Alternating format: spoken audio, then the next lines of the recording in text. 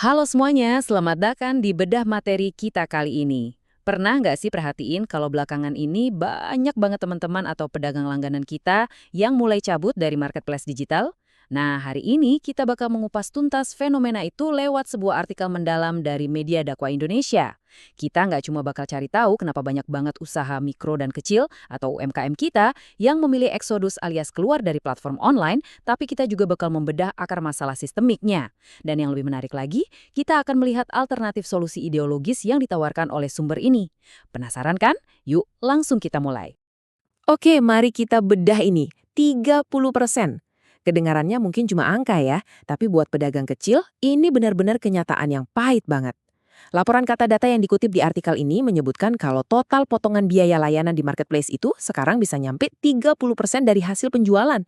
Coba bayangin, sepertiga omset Anda ludes gitu aja, dipotong bahkan sebelum Anda sempat ngitung modal awal.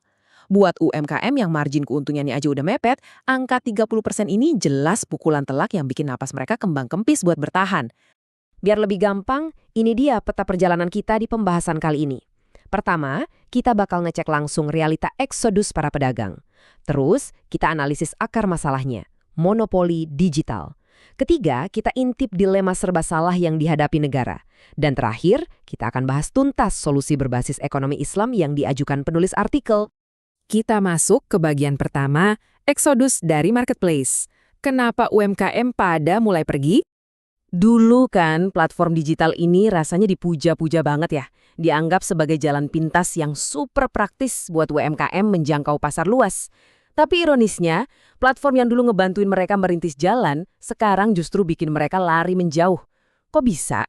Artikel ini ngebongkar habis rentetan biaya yang makin lama makin mencekik para reseller. Mulai dari biaya admin yang diam-diam naik, biaya pemrosesan pesanan, paksaan buat nombokin subsidi promo biar tokonya nongol, sampai biaya iklan yang harganya makin gila-gilaan. Pedagang kecil, apalagi yang cuma reseller barang orang lain, benar-benar jadi pihak yang paling nyungsep. Karena margin mereka udah tipis dari sananya, akhirnya banyak yang lempar handuk dari marketplace dan milih jualan mandiri. Entah itu lewat media sosial atau web sendiri. Ya, demi menghindari potongan-potongan horor ini.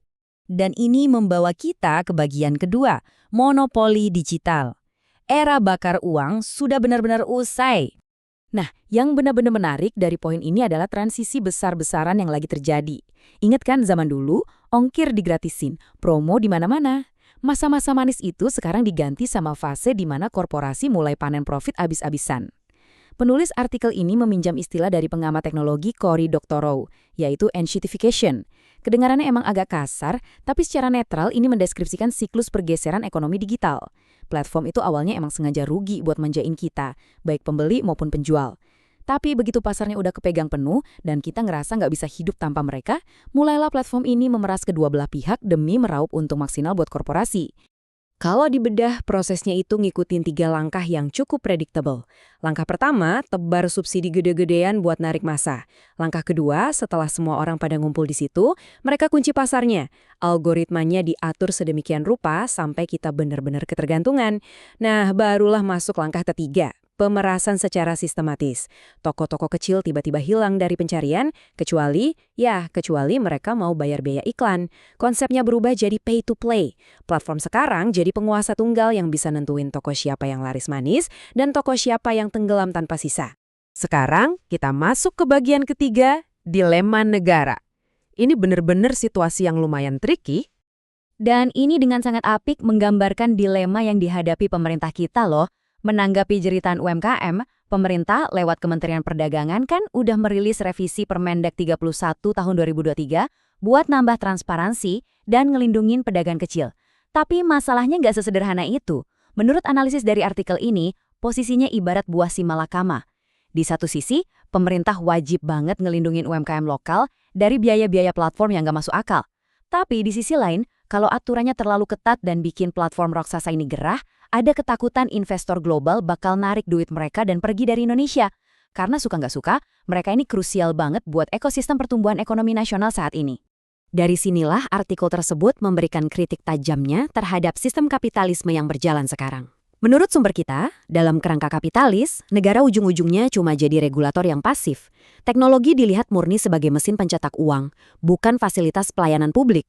Efeknya apa? Prioritas utamanya akan selalu bergeser untuk ngejaga iklim investasi. Sementara perlindungan buat publik jadinya nomor 2. Pedagang kecil akhirnya dibiarin berjuang sendirian ngadepin algoritma yang terus berubah dan perang harga yang berdarah-darah. Lanjut ke bagian keempat, solusi ekonomi Islam. Gimana sih mewujudkan pasar yang adil? Buat ngadepin masalah sistemik yang udah mengakar ini, penulis menawarkan solusi yang totally berbeda, yaitu kerangka yang berlandaskan pada syariat Islam. Mereka berargumen kalau sekedar solusi tambal sulam itu nggak bakal mempan. Pondasi dari solusi ini bermula dari larangan keras terhadap eksploitasi. Penulis mengutip sabda Nabi Muhammad dalam hadis riwayat Muslim yang secara gamblang menyatakan bahwa penimbunan itu adalah sebuah dosa. Dalam konteks modern, sumber ini menjelaskan bahwa hukum Islam secara tegas melarang keras segala bentuk dominasi ekonomi, monopoli maupun manipulasi harga yang dikontrol oleh segelintir raksasa korporasi. Argumen ini makin diperkuat dengan kutipan dari Al-Quran, tepatnya Surah Al-Hasyr ayat 7. Sumber kita memaknai ayat ini sebagai sebuah prinsip dasar bahwa kekayaan itu harus banget muter di semua lapisan masyarakat. Nggak boleh ada sistem ekonomi yang mendesain uang hanya beredar di kalangan elit korporat doang.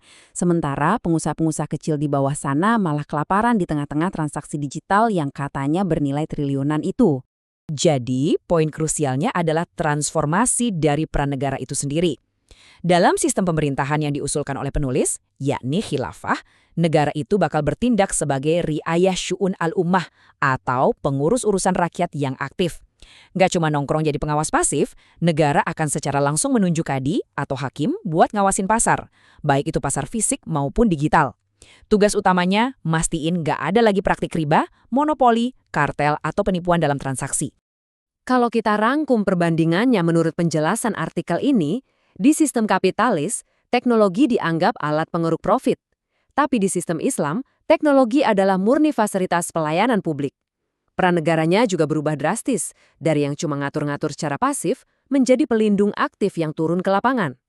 Penulis merujuk pada konsep dari Syekh Taqiyuddin An-Nabhani yang menekankan bahwa tujuan ekonomi Islam itu bukan semata-mata ngejar angka pertumbuhan investasi, melainkan memastikan kebutuhan pokok setiap individu terpenuhi dan kekayaan didistribusikan secara adil. Terus, prakteknya di lapangan bakal kayak gimana? Menurut sumber ini, kebijakannya bakal cukup revolusioner. Pertama, izin buat platform digital bakal diseleksi ketat, pakai standar syariah. Terus, karya anak bangsa atau platform domestik bakal dapat lampu hijau dan diprioritaskan. Sebaliknya, platform asing yang berpotensi ngebunuh usaha lokal bakal dibatasi ruang geraknya. Dan yang paling penting, eksploitasi digital, kartel, dan giharar atau spekulasi bakal dilarang total. Harapannya, teknologi benar-benar jadi alat yang ngebantu masyarakat, bukannya malah bikin manusia lupa sama kewajiban spiritualnya karena terlalu sibuk dicekik persaingan duniawi. Sebagai penutup dari analisis materi kita hari ini, saya pengen ngajak Anda merenungkan satu pertanyaan besar ini. Setelah melihat realita banyaknya pedagang kecil yang eksodus karena dicekik biaya, dan mempertimbangkan alternatif ideologis yang baru saja kita bedah, bisakah ekonomi digital kita saat ini benar-benar menemukan titik tengah?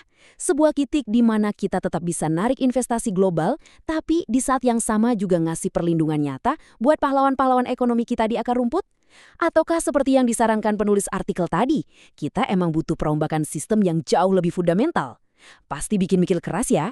Terima kasih udah nemenin saya membedah materi ini dari awal sampai akhir. Sampai ketemu di analisis seru kita selanjutnya.